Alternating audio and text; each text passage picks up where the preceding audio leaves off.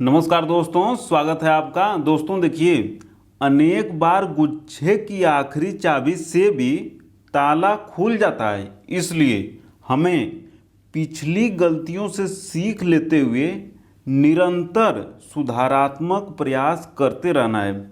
तो इसी भावना के साथ देखते हैं पहला क्वेश्चन, जो कि बहुत ही महत्वपूर्ण है। एवं पहला क्वेश्चन यह है कि भारत के मुख्य निर्वाचन आयुक्त को कौन नियुक्त करता है। तो दोस्तों, भारत के मुख्य निर्वाचन आयुक्त को नियुक्त करते हैं राष्ट्रपति जी। साथ ही में देखिए, जो निर्वाचन संबंधी प्रावधान है संविधान के किस भाग में है, बहुत ही महत्वपूर्ण है दोस्तों। तो भाग है संविधान का 15। और निर्वाचन संबंधी प्रावधान संविधान के किस अनुच्छेद में है। तो देखिए, यह अनुच्छेद है 324 से लेके 329 तक। 329 तक यह प्रावधान है। और भारत के मुख्य निर्वाचन आयुक्त को कौन नियुक्त करता है? राष्ट्रपति। किंतु देखिए, नियुक्ति संबंधी विधि अगर पूछ दे कि विधि कौन बनाता है, तो वो विधि बनाती है संसद।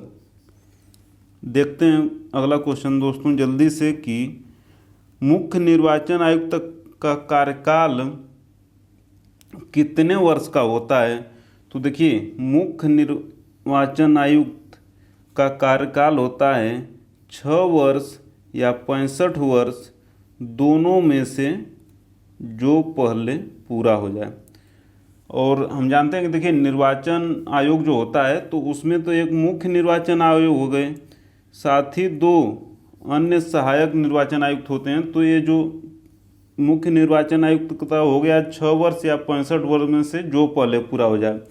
और साथ ही में जो 2 अन्य निर्वाचन आयुक्त होते हैं, तो इनके लिए है कि 6 वर्ष या 62 वर्ष, इन दोनों में से जो पहले पूरा हो जाए। और ये निर्वाचन आयोग कौन से हैं? तो 3 सदस्यीय आयोग है। एक तो होते हैं मुख्य निर्वाचन आयुक्त और 2 अन्य निर्वाचन आयोग। टोटल 3 लोग होते हैं निर्वाचन आयोग में। अगला क्वेश्चन देखते हैं दोस्तों जल्दी से, कि मुख्य निर्वाचन आयुक्त को कौन पद से हटाता है। तो देखिए, इसका आंसर हो जाएगा सी, संसद के दोनों सदनों द्वारा पारित 2/3 बहुमत के बाद राष्ट्रपति महोदय मुख्य निर्वाचन आयुक्त को पद से हटाते हैं। और देखिए, ये तो राष्ट्रपति महोदय हटा दिए मुख्य निर्वाचन आयुक्त को। क्वेश्चन अगर पूछ दे कि सुप्रीम कोर्ट या हाई कोर्ट के जज को कौन हटाता है, तब भी आंसर यही होगा। पूछ दे कि कैग नियंत्रक एवं महालेखा परीक्षक को कौन पद से हटाता है, तब भी आंसर सी होगा कि संसद के दोनों सदनों द्वारा पारित 2/3 बहुमत के बाद राष्ट्रपति। क्वेश्चन बदलेगा, आंसर नहीं बदलेगा। और साथ ही एक बात और महत्वपूर्ण है दोस्तों, कि ये जो तीनों लोग हो गए कि मुख्य निर्वाचन आयुक्त, सुप्रीम कोर्ट के जज एवं कैग नियंत्रक एवं महालेखा परीक्षक, इन तीनों लोग वरीयता क्रम में 9वें नंबर पर आते हैं। जैसे कि पहले नंबर पे आते हैं कि राष्ट्रपति महोदय, दूसरे पर आते हैं उपराष्ट्रपति महोदय, तीसरे नंबर पे आते हैं प्रधानमंत्री जी, और चौथे पे आते हैं अपने राज्यों में राज्यपाल। उसी क्रम में 9वें नंबर पर आते हैं मुख्य निर्वाचन आयुक्त, सुप्रीम कोर्ट के जज एवं नियंत्रक एवं महालेखा परीक्षक यानी कि कैग। अगला क्वेश्चन देखते हैं दोस्तों, कि भारत संविधान के अनुच्छेद 103 के अनुसार सांसदों की अयोग्यता संबंधी विवाद पर कौन निर्णय देता है। तो निर्णय देते हैं निर्वाचन आयोग के परामर्श से राष्ट्रपति जी। अगला क्वेश्चन देखते हैं दोस्तों, कि एक चुनाव में एक उम्मीदवार के लिए जमानत जब्त से क्या तात्पर्य है। तो जमानत, देखिए, जब कोई भी व्यक्ति चुनाव लड़ने जाता है तो जब वो नामांकन भरता है तो उसे एक निश्चित राशि वहाँ जमा करनी पड़ती है, उसी को जमानत राशि बोलते हैं। और जब वह उम्मीदवार वहाँ पड़े कुल मतों का 1/6 से कम पाता है, तब उसकी वो जो जमानत राशि उसने जमा की होती है वो उसे वापस नहीं मिलती है। इसी को जमानत जब्त बोलते हैं। अगला क्वेश्चन देखते हैं दोस्तों कि मत देने का अधिकार कौन सा अधिकार है। तो मत देने का अधिकार यानी कि मताधिकार वो है संवैधानिक अधिकार है। और संविधान के किस अनुच्छेद में इसका उल्लेख है। तो संविधान का अनुच्छेद है 326, जिसमें यह कहा गया है कि सांसदों या विधायकों के लिए निर्वाचन वयस्क मताधिकार के आधार पर होगा। अगला क्वेश्चन देखते हैं दोस्तों जल्दी से कि किस संविधान संशोधन द्वारा मताधिकार की आयु 21 वर्ष से घटाकर 18 वर्ष कर दी गई। बहुत ही महत्वपूर्ण क्वेश्चन है दोस्तों। इसका आंसर हो जाएगा 61वें संविधान संशोधन के द्वारा 1988 का है 61वां संविधान संशोधन। और सबसे महत्वपूर्ण बात है दोस्तों, देखिए चीज़ों को जोड़ते रहना है। और 61वां संविधान संशोधन 1988 का है, किंतु यह लागू कब हुआ। तो लागू हुआ था 9वीं लोकसभा में 1989 से। और साथ में यह देखना है कि जैसे संविधान का अनुच्छेद, अगर अनुच्छेद 61 में क्या कहा गया है। तो अनुच्छेद 61 में राष्ट्रपति महाभियोग की प्रक्रिया का उल्लेख है अनुच्छेद 61 में। लेकिन किस संविधान संशोधन के द्वारा मताधिकार की आयु 21 वर्ष से घटाकर 18 वर्ष की गई। तो उसका आंसर हो जाएगा ये 61वें संविधान संशोधन 1988 के द्वारा। और 61वां संविधान संशोधन 1988 किस लोकसभा में लागू हुआ। तो लोकसभा 9वीं थी और वर्ष था 1989 और यूपी 61 गाजीपुर का वाहन का नंबर भी होता है। अगला क्वेश्चन दोस्तों, अगला क्वेश्चन यह है कि कौन सा अनुच्छेद लोकसभा एवं विधानसभा के प्रतिनिधियों का निर्वाचन वयस्क मताधिकार के आधार पर होना सुनिश्चित कराता है। आंसर है 326।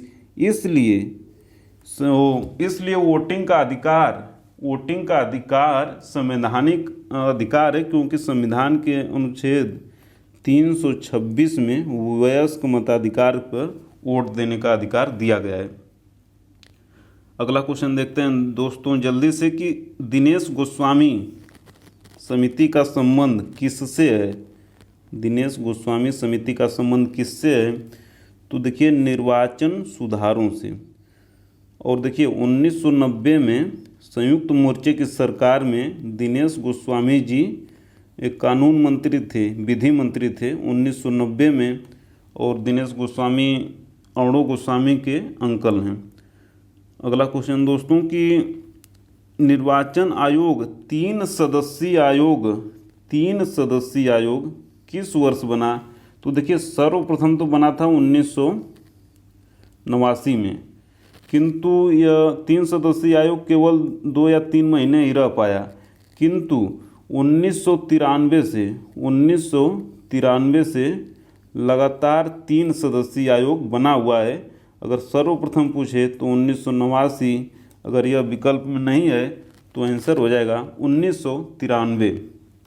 अगला क्वेश्चन देखते हैं दोस्तों जल्दी से कि कौन सा चुनाव निर्वाचन आयोग द्वारा संपादित नहीं किया जाता है। दोस्तों बहुत ही महत्वपूर्ण क्वेश्चन है। आंसर हो जाएगा डी, स्थानीय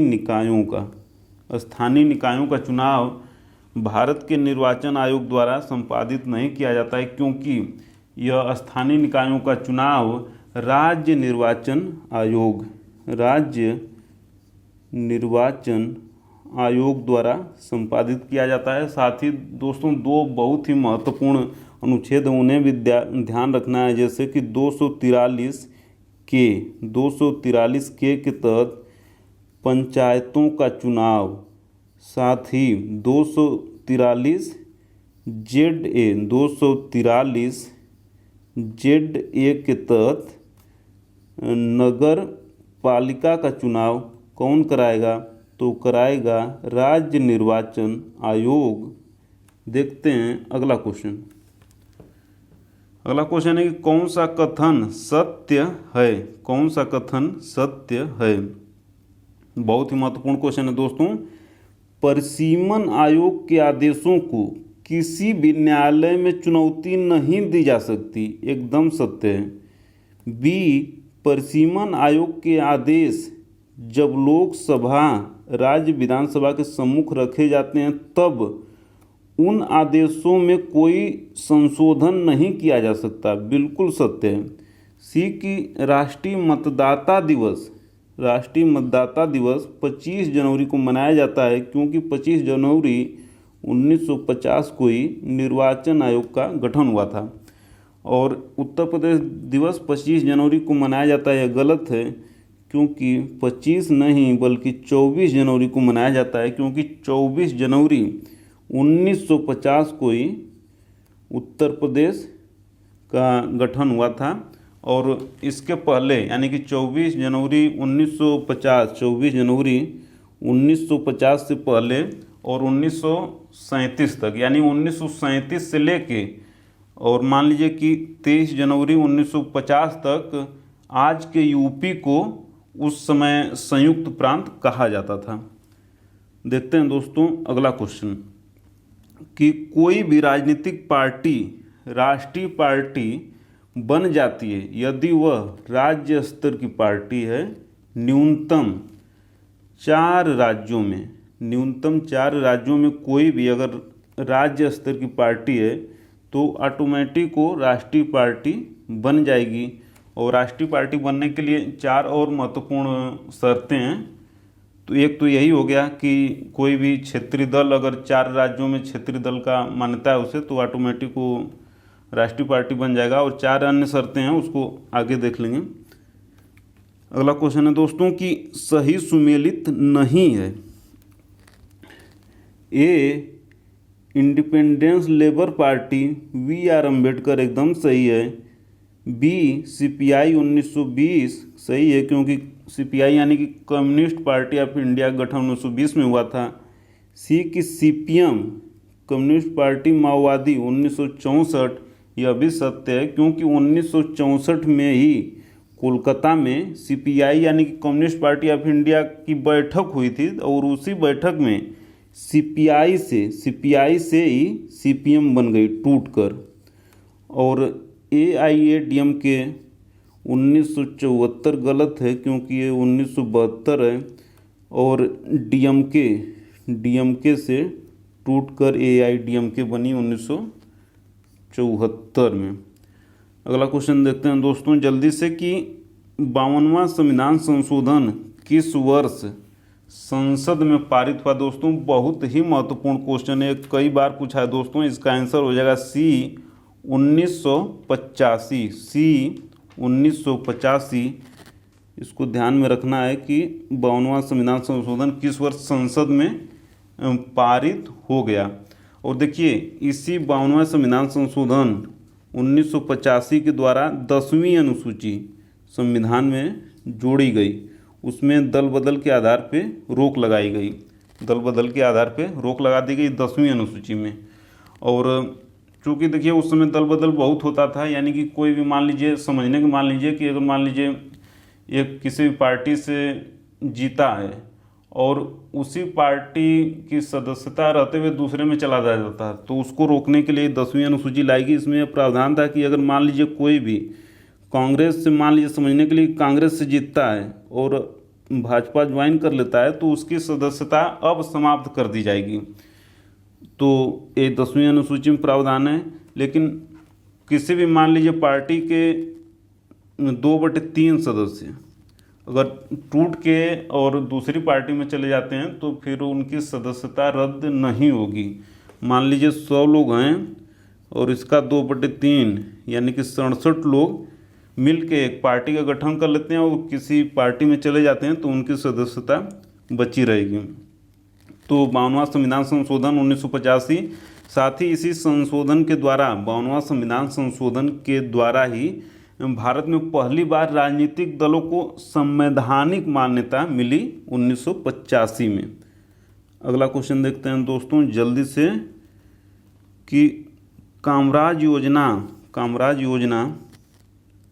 1963 का उद्देश्य क्या था?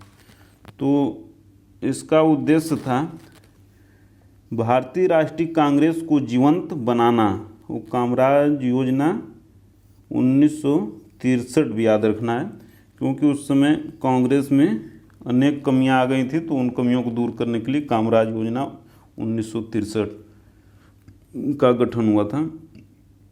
अगला क्वेश्चन देखते हैं दोस्तों जल्दी से कि सही सुमेलित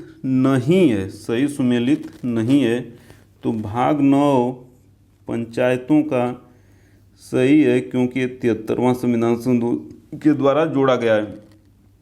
अगला है भाग 9A यानी कि 9 का नगर पालिका, यह भी सही है और यह 74वां संविधान संशोधन के द्वारा जोड़ा गया है। अगला है भाग 9ख सहकारी समिति, यह भी सही है और यह जोड़ा गया है 97वां संविधान संशोधन के द्वारा 2012 में। और भाग 10 संघ एवं राज्यों के बीच संबंध दोस्तों देखिए भाग 10 में नहीं है, बल्कि यह है भाग 11 में।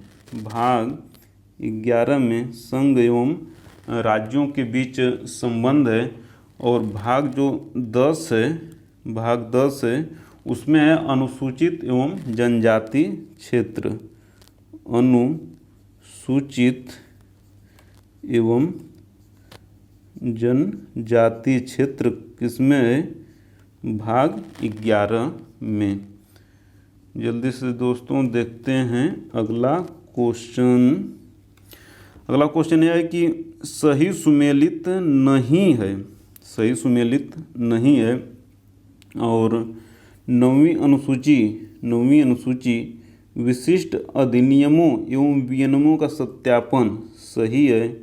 10वीं अनुसूची दल बदल के आधार पर निर्भरता सही है। दल बदल के आधार पर निर्भरता कब जोड़ा गया? तो वही 52वां संविधान संशोधन 1985 के द्वारा 10वीं अनुसूची। और 11वीं अनुसूची पंचायत सही है। 12वीं अनुसूची भाषा गलत है, क्योंकि 12वीं अनुसूची में क्या है? तो 12वीं अनुसूची में नगर पालिका है। और भाषाएं किस अनुसूची में है? तो वो है 8वीं अनुसूची में भाषाएं हैं। और कितनी भाषाएं हैं? तो 22 हैं। अगला क्वेश्चन देखते हैं दोस्तों जल्दी से कि सरकारिया आयोग के सुझाव के संदर्भ में क्या असत्य है। दोस्तों बहुत ही महत्वपूर्ण क्वेश्चन है सरकारिया आयोग। और पॉलिटी की 8वीं वीडियो में सरकारिया आयोग का जो 3 मुख्य सुझाव था वो देख लिए हैं। और देखिए बाकी सुझाव यहाँ देख लेते हैं, तो कुल 6-7 सुझाव हो जाएंगे। और पीटी इंटरव्यू और मेंस हर जगह ये काम आएंगे, क्योंकि केंद्र राज्य संबंधों पर बहुत महत्वपूर्ण समिति है। इसका गठन हुआ था 1983 में और इसने अपनी रिपोर्ट सौंपी थी संसद को 1988 में। रिपोर्ट संसद में रखी गई थी, रिपोर्ट दिए होंगे राष्ट्रपति महोदय को। और तो सरकारिया आयोग के सुझाव में क्या असत्य है? राज्यपाल के चुनाव हेतु व्यक्ति का चयन करते समय मुख्यमंत्री से सलाह लेनी चाहिए, ऐसा अनुच्छेद 153 में संशोधन करके प्रावधान करना चाहिए, सही है। बी कि केंद्र में सत्तारूढ़ राजनीतिक पार्टी के व्यक्ति को राज्यपाल नहीं बनाना चाहिए, एकदम सत्य है, ऐसा सुझाव दिया था। सी की अंतर्राष्ट्रीय परिषद का गठन हो, यह भी सत्य है। इस प्रकार देखिए सरकारिया आयोग में ये 3 मुख्य सलाह थी और 3 पॉलिटी की 8वीं वीडियो के पहले क्वेश्चन में देख चुके हैं 3 वहाँ से। तो 6 मुख्य सुझाव सरकारिया आयोग पर किसी भी प्रकार का क्वेश्चन आए तो इनको ध्यान रखना है। अगला क्वेश्चन देखते हैं जो दोस्तों जल्दी से। इसमें देखिए सरकारिया आयोग में था कि अखिल भारतीय सेवाओं को सशक्त बनाना, तो ये सशक्त बनाना नहीं था, बाकी ये तीनों सुझाव थे। असत्य पूछा था तो असत्य हो जाएगा डी। अगला क्वेश्चन है दोस्तों बहुत ही महत्वपूर्ण कि अखिल भारतीय सेवाओं को समाप्त करने का निर्णय किस समिति ने लिया था? समिति ने दिया था सुझाव कि समाप्त कर दिया जाए अखिल भारतीयों को, तो थी अशोक मेहता समिति। अरे सॉरी दोस्तों, अशोक मेहता नहीं थी, वो थी सीतलवाड़ समिति। और सीतलवाड़ समिति कब बनी थी? तो ये बनी थी 1966 में, सीतलवाड़ समिति। तो दोस्तों आज इतना ही, मिलते हैं जल्दी अगली वीडियो में। और वीडियो को अंत तक देखने के लिए, लाइक शेयर कमेंट और सब्सक्राइब करने के लिए आपका प्रेम पूर्वक बहुत बहुत धन्यवाद दोस्तों, बहुत बहुत धन्यवाद।